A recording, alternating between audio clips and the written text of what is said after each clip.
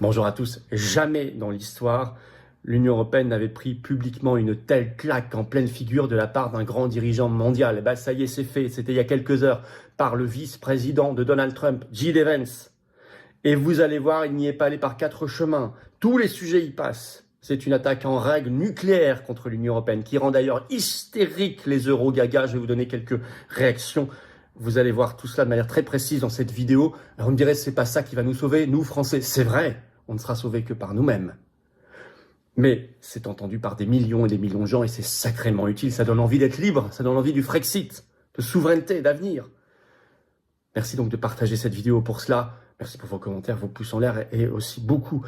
Il suffit de s'abonner à la chaîne par un petit clic gratuit sur s'abonner et les vidéos seront mieux recommandées par YouTube.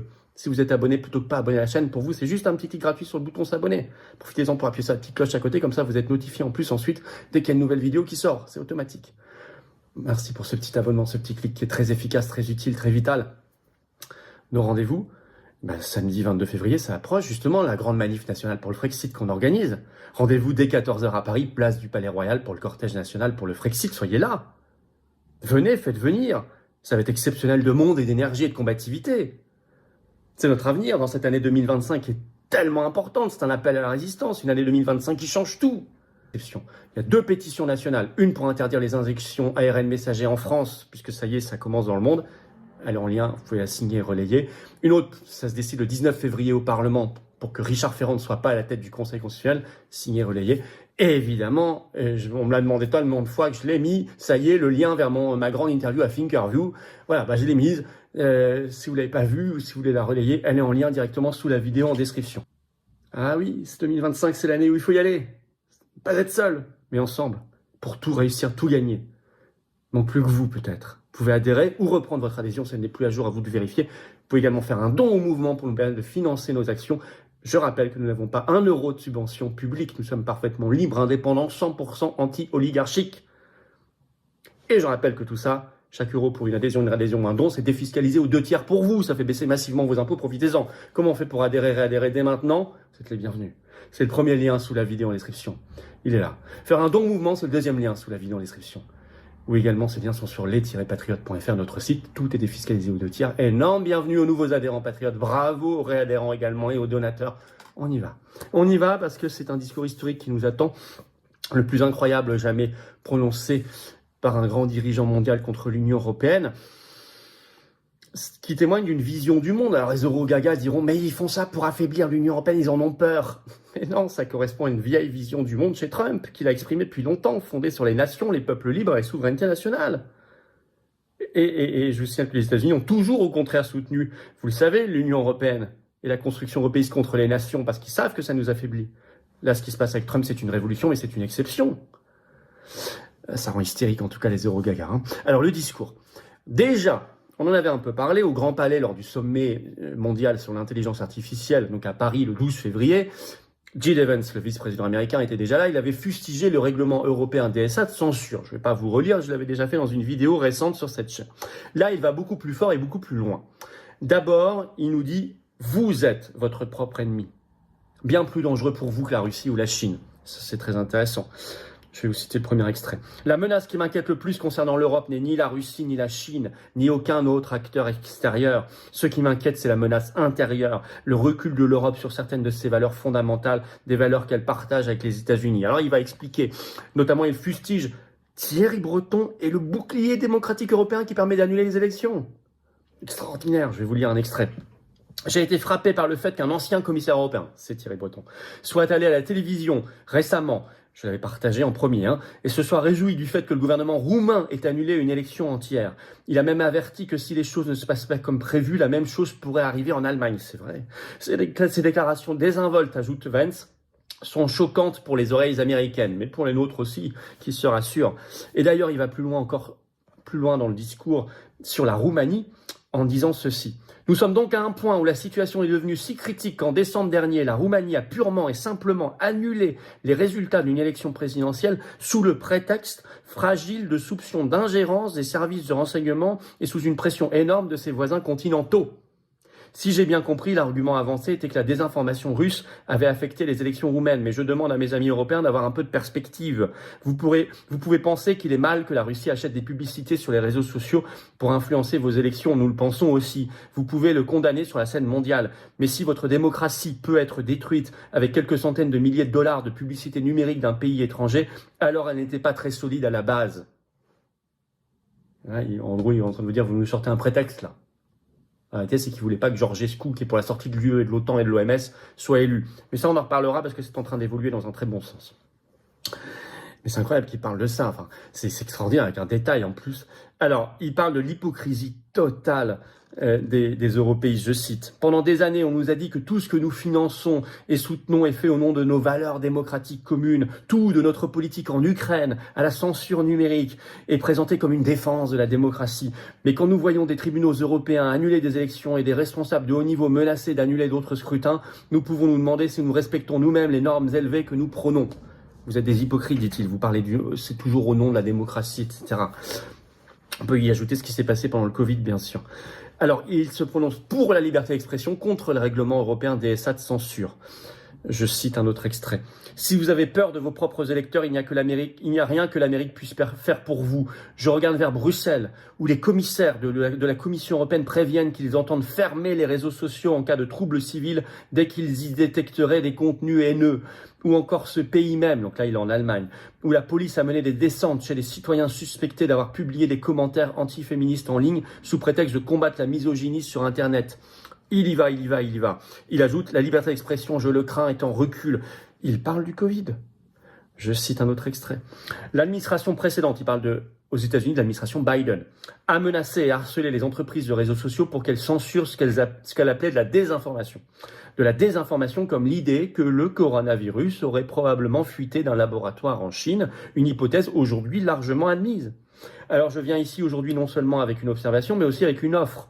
Alors que l'administration Biden semblait désespérée de faire taire les gens, l'administration Trump fera exactement le contraire et j'espère que nous pourrons travailler ensemble sur ce point. Alors, il s'en prend même à la conférence de Munich elle-même qui censure, à l'Allemagne qui censure, référence à un soutien à l'AfD, l'Alternative für Deutschland, le parti allemand qui veut le Dexit, sortir l'Allemagne de l'Union européenne et de l'euro. Ça fait beaucoup de bruit en Allemagne. Écoutez, croire en la démocratie, c'est comprendre que chaque citoyen a une voix et une sagesse. Je crois fermement qu'autoriser nos citoyens à s'exprimer librement les rendra encore plus forts. Ce qui, bien sûr, nous ramène à Munich, où les organisateurs de cette conférence ont interdit la participation de législateurs représentant des partis populistes tant de gauche que de droite. Encore une fois, nous n'avons pas besoin d'être d'accord avec tout ce que ces personnes disent, voire avec quoi que ce soit.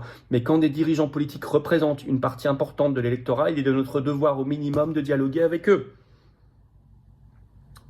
Il ne parle d'ailleurs pas que de l'AfD, il parle aussi d'un mouvement classé à gauche en Allemagne qui prône la fin de la guerre en Ukraine, la fin de l'Union européenne, etc. Bon, c'est un authentique projet de démocratie réelle là, qu'il exprime, de liberté d'expression. Alors, ce qui est intéressant, c'est qu'il pointe l'immigration massive en disant « c'est un projet organisé et voulu ». Je vais vous citer un extrait. Aujourd'hui, près d'un habitant sur 5 dans ce pays, donc il parle de l'Allemagne, est né à l'étranger, un chiffre record. C'est à peu près le même chiffre aux États-Unis. Le nombre d'immigrants venant de pays non membres de l'UE a doublé entre 2021 et 2022 et bien sûr, il a encore augmenté depuis. Nous savons tous que cette situation n'est pas apparue au hasard, par hasard. Elle est le résultat de décisions politiques délibérées, prises au cours des 10 dernières années et même avant, mais c'est vrai que ça a accéléré ces 10 dernières années, tant en Europe qu'ailleurs dans le monde. Nous avons vu les conséquences tragiques de cette décision hier même à Munich, puisque vous savez qu'il y a eu un attentat par un Afghan, demandeur d'asile. Alors écoutez, là, c'est intéressant parce qu'il montre ce dont on parle beaucoup aux patriotes, l'origine mondialiste de l'immigration massive, pour faire baisser les salaires et aussi pour déstabiliser les peuples. Et il dit, écoutez les peuples. Je cite un autre extrait. Aucun électeur sur ce continent n'a voté pour ouvrir les portes à des millions d'immigrés non contrôlés. Mais vous savez quoi? Vous savez pourquoi ils ont voté? Pour le Brexit en Angleterre. On peut être d'accord ou pas, mais c'était leur choix. Plaidoyer pro-Brexit. Et partout en Europe, de plus en plus d'électeurs soutiennent des dirigeants qui leur promettent de mettre fin à cette crise migratoire hors contrôle. Je pense que les gens tiennent à leur foyer, ils tiennent à leurs rêves, ils tiennent à leur sécurité, à leur capacité de subvenir aux besoins de leurs enfants. Écoutez votre peuple, même quand il vous surprend. Ça ressemble de plus en plus à la leçon, là, aux européistes. Et il dit, arrêtez de brutaliser vos peuples. Je cite un autre extrait, le dernier. Je crois que rejeter les citoyens à ignorer leurs inquiétudes, pire encore, interdire les médias, comme en France, on ferme des chaînes, les élections ou les débats ne protègent rien. En fait, c'est le moyen le plus sûr de détruire la démocratie. Mais c'est fait pour ça. Il ajoute, exprimer une opinion, ce n'est pas une ingérence électorale. Mais même si ces opinions sont exprimées par des personnes influentes venant d'un autre pays, si la démocratie américaine a survécu à 10 ans des remontrances de Greta Thunberg, alors vous survivrez à quelques mois d'Elon Musk. Mais ce dont aucune démocratie américaine, allemande ou européenne, même si la démocratie européenne, ça n'existe pas, ne survivra, c'est de dire à des millions d'électeurs que leurs pensées, leurs aspirations et leurs appels au changement n'ont aucune importance. La démocratie repose sur le principe sacré que la voix du peuple compte, il n'y a pas d'alternative.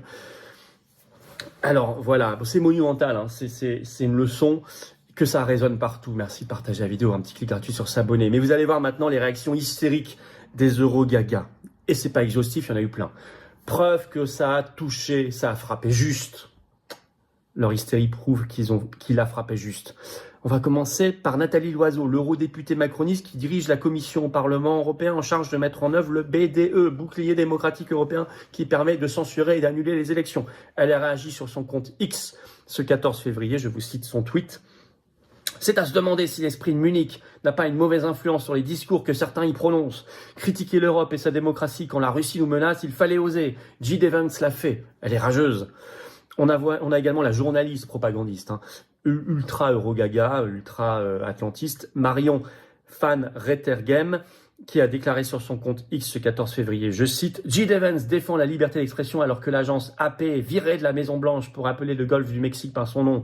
Il sermonne l'Europe sur la démocratie alors qu'il est le vice d'un président qui a tenté un coup d'État, référence ridicule au Capitole. Coup d'État. On peut citer Nicolas Bouzou, un économiste du système, qui lui veut carrément une fuite en avant face à ce discours, en réaction à ce discours sur son compte X toujours, mais ils utilisent beaucoup X, ces gens-là quand même, qui le critiquaient ce 14 février, je lis son tweet. Les États-Unis font allégeance à Moscou, rien que ça. Pour rester souveraine, l'UE doit se réarmer massivement, acheter du matériel militaire européen, investir massivement dans le nucléaire civil, renforcer ses alliances avec le Royaume-Uni et le Canada. En gros, il nous dit, ayez une arme nucléaire, une armée européenne, prenez l'arme nucléaire de la France d'ailleurs, etc. Bon, faites la guerre, faites la guerre, faites la guerre. Bon. Alors, Le Monde aussi, bon, la presse, article du Monde ce 15 février, le titre, à Munich, J.D. Vance déclare une guerre idéologique à l'Europe, Le Point, le 14 février. Il assomme les Européens d'un discours au vitriol. Bon, ça c'est pas faux d'ailleurs, mais eux le regrettent. Alors, il a tapé juste, il a tapé très fort, plus fort que jamais. La preuve par ses réactions que je viens de vous citer. Alors, c'est pas du tout qu'il craint l'Union européenne et qu'il veut la détruire. Ça, c'est ce que diront les européistes. Non, déjà, Donald Trump, dans son premier mandat, quand il était face à l'Assemblée générale de l'ONU le 24 septembre 2019, il y a 5 ans et demi, il déclarait « L'avenir appartient aux patriotes, l'avenir n'appartient pas aux mondialistes ». Il disait « Tenez à vos nations, à vos souverainetés nationales, c'est le bien le plus précieux ». C'est une vision du monde. Il reconnaît les peuples, les nations, et donc il sait que l'Union européenne est un ennemi mondialiste. Les États-Unis vivent vraiment une révolution, on en a parlé dans notre direct ce vendredi soir, et donc l'Union européenne, Bruxelles, veut être le lieu de la contre-révolution mondialiste. C'est évident, euro-mondialiste. Mais c'est à détruire ça, pour la France libre, pour le Frexit, pour la liberté, pour l'indépendance, pour la souveraineté. Plus que jamais. Merci de partager la vidéo, un petit clic gratuit sur s'abonner aidera beaucoup à cela. S'abonner à la chaîne en dessous. Mais partagez en faisant savoir partout. Et puis, en signant nos pétitions, il y en a 2 qui vous attendent sous la vidéo en description, très importantes, en les relayant. Il y a un entretien à Thinkerview également. Je l'ai mis en lien sous la vidéo en description d'un entretien que j'ai fait si vous ne l'avez pas encore vu. Mais par ailleurs, venez aux manifs nationales. Venez notamment à la prochaine très importante pour le Frexit, samedi 22 février. Rendez-vous Paris dès 14h, place du Palais Royal. Plus importante que jamais celle-là.